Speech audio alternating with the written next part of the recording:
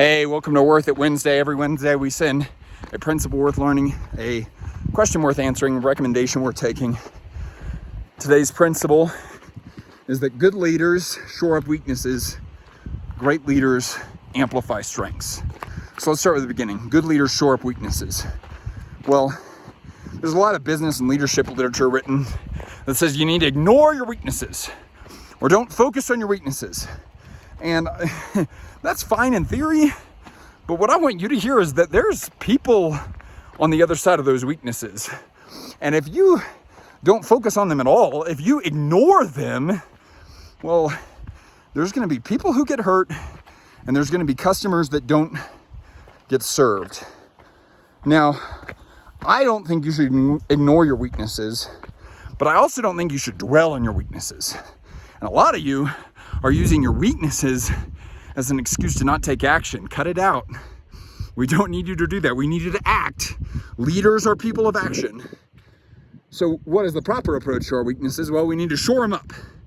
What does it mean to shore them up? It means that we're going to acknowledge them. It means that we're going to own them in the presence of other people. Because believe me, your people know your weaknesses. They're just wondering, do you know your weaknesses? And then it means you need to just commit to a standard of relentless, never-ending improvement. And that's what shoring up looks like. So we're going to shore up our weaknesses. But then great leaders, what do? They amplify strengths.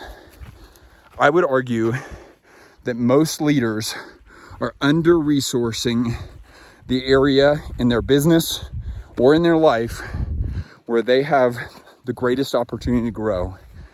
And it's so sad to me that the reason why many people are under-resourcing those areas, the reason they give, or the excuse that they give, is humility.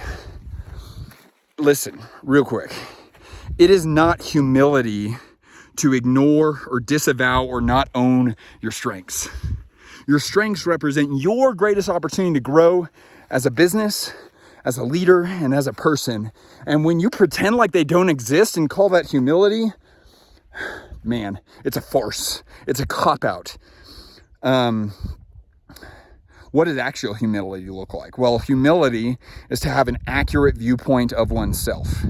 So, humility means I'm going to own these strengths, but I'm going to recognize with great strength comes great responsibility.